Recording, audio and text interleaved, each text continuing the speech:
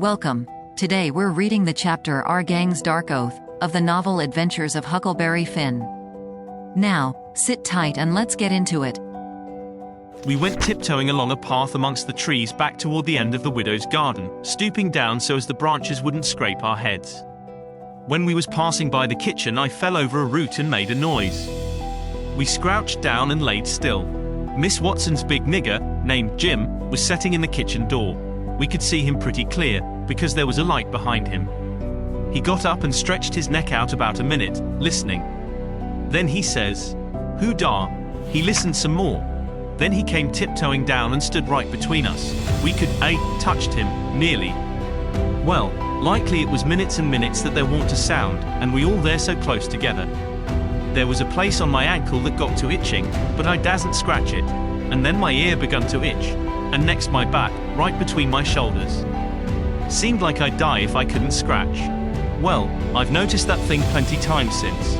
If you're with the quality, or at a funeral, or trying to go to sleep when you ain't sleepy, if you are anywheres where it won't do for you to scratch, why you will itch all over in upward of 1,000 places. Pretty soon Jim says, "Say, who is you? Whar is you? Dog my cat's F, I didn't hear something." Well, I know what I's gwine to do. I's gwine to set down here and listen till I hears it again. So he sat down on the ground betwixt me and Tom. He leaned his back up against a tree and stretched his legs out till one of them most touched one of mine. My nose begun to itch. It itched till the tears come into my eyes. But I dasn't scratch. Then it begun to itch on the inside. Next I got to itching underneath. I didn't know how I was going to set still. This miserableness went on as much as 6 or 7 minutes, but it seemed a sight longer than that. I was itching in 11 different places now. I reckoned I couldn't stand it more in a minute longer, but I set my teeth hard and got ready to try. Just then Jim begun to breathe heavy, next he begun to snore, and then I was pretty soon comfortable again. Tom, he made a sign to me, kind of a little noise with his mouth, and we went creeping away on our hands and knees. When we was 10 foot off, Tom whispered to me and wanted to tie Jim to the tree for fun. But I said no. He might wake and make a disturbance, and then they'd find out I warn't in. Then Tom said he hadn't got candles enough, and he would slip in the kitchen and get some more. I didn't want him to try. I said Jim might wake up and come. But Tom wanted to risk it, so we slid in there and got 3 candles, and Tom laid 5 cents on the table for pay. Then we got out, and I was in a sweat to get away. But nothing would do Tom, but he must crawl to where Jim was, on his hands and knees, and play something on him. I waited, and it seemed a good while. Everything was so still and lonesome. As soon as Tom was back, we cut along the path, around the garden fence, and by fetched up on the steep top of the hill the other side of the house. Tom said he slipped Jim's hat off of his head and hung it on a limb right over him, and Jim stirred a little, but he didn't wake. Afterward, Jim said the witches bewitched him and put him in a trance, and rode him all over the state, and then set him under the trees again, and hung his hat on a limb to show who done it. And next time Jim told it, he said they rode him down to New Orleans, and, after that, every time he told it he spread it more and more, till by he said they rode him all over the world, and tied him most to death, and his back was all over saddle boils. Jim was monstrous proud about it, and he got so he wouldn't hardly notice the other niggers. Niggers would come miles to hear Jim tell about it, and he was more looked up to than any nigger in that country.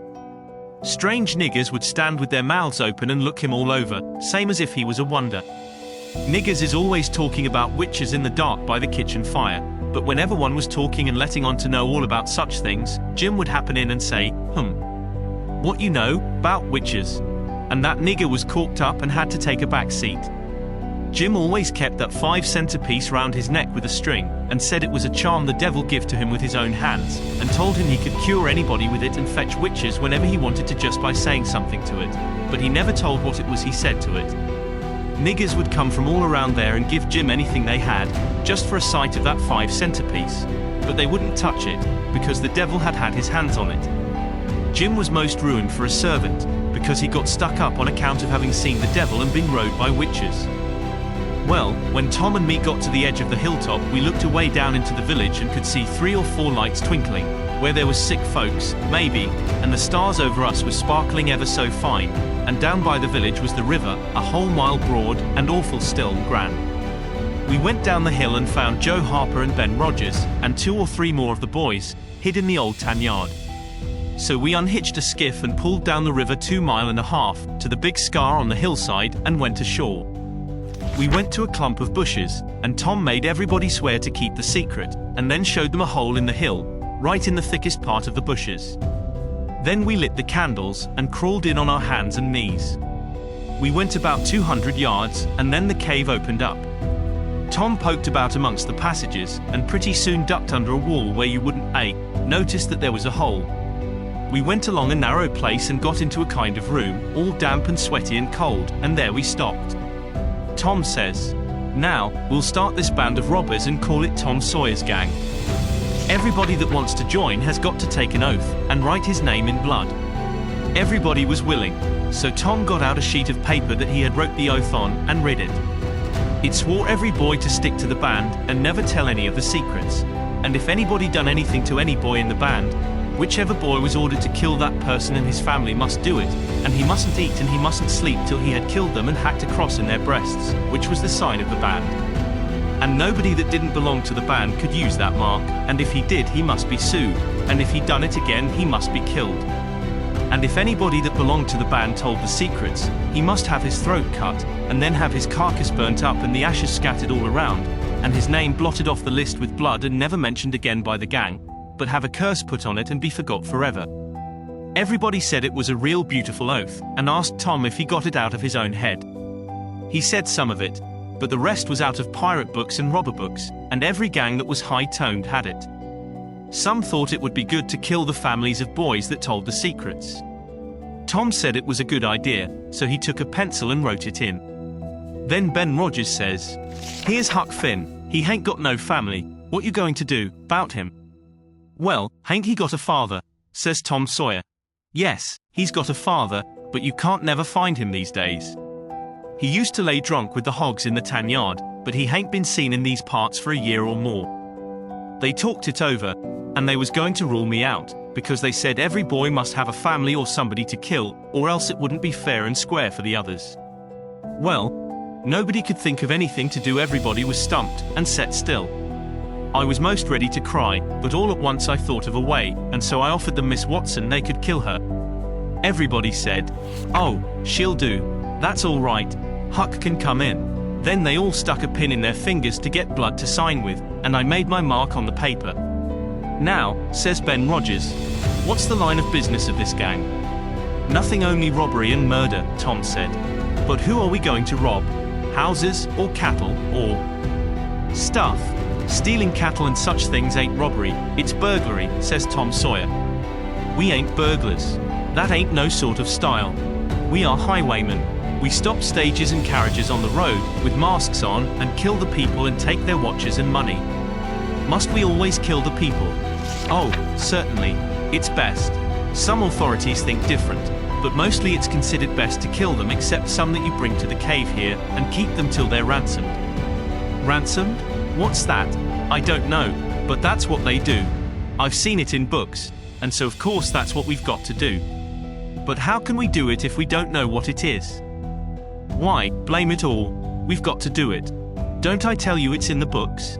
Do you want to go to doing different from what's in the books, and get things all muddled up?" "Oh, that's all very fine to say, Tom Sawyer, but how in the nation are these fellows going to be ransomed if we don't know how to do it to them?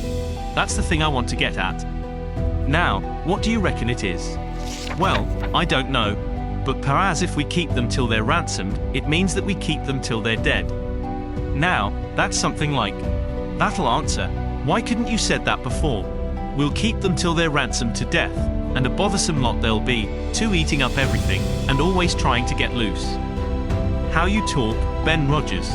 How can they get loose when there's a guard over them, ready to shoot them down if they move a peg?" "A guard?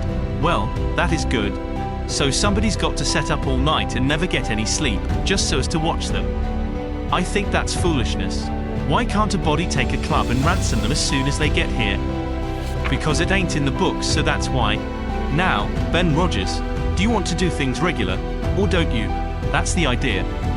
Don't you reckon that the people that made the books knows what's the correct thing to do? Do you reckon you can learn anything? Not by a good deal. No, sir, we'll just go on and ransom them in the regular way." "All right, I don't mind, but I say it's a full way, Anyhow. Say, do we kill the women, too? Well, Ben Rogers, if I was as ignorant as you I wouldn't let on. Kill the women? No. Nobody ever saw anything in the books like that. You fetch them to the cave, and you're always as polite as pie to them, and by they fall in love with you, and never want to go home anymore. Well, if that's the way I'm agreed, but I don't take no stock in it. Mighty soon we'll have the cave so cluttered up with women, and fellows waiting to be ransomed, that there won't be no place for the robbers. But go ahead, I ain't got nothing to say. Little Tommy Barnes was asleep now, and when they waked him up he was scared, and cried, and said he wanted to go home to his ma, and didn't want to be a robber anymore. So they all made fun of him, and called him Cry Baby, and that made him mad, and he said he would go straight and tell all the secrets. But Tom give him 5 cents to keep quiet, and said we would all go home and meet next week, and rob somebody and kill some people. Ben Rogers said he couldn't get out much, only Sundays, and so he wanted to begin next Sunday, but all the boys said it would be wicked to do it on Sunday, and that settled the thing. They agreed to get together and fix a day as soon as they could, and then we elected Tom Sawyer first captain and Joe Harper second captain of the gang, and so started home.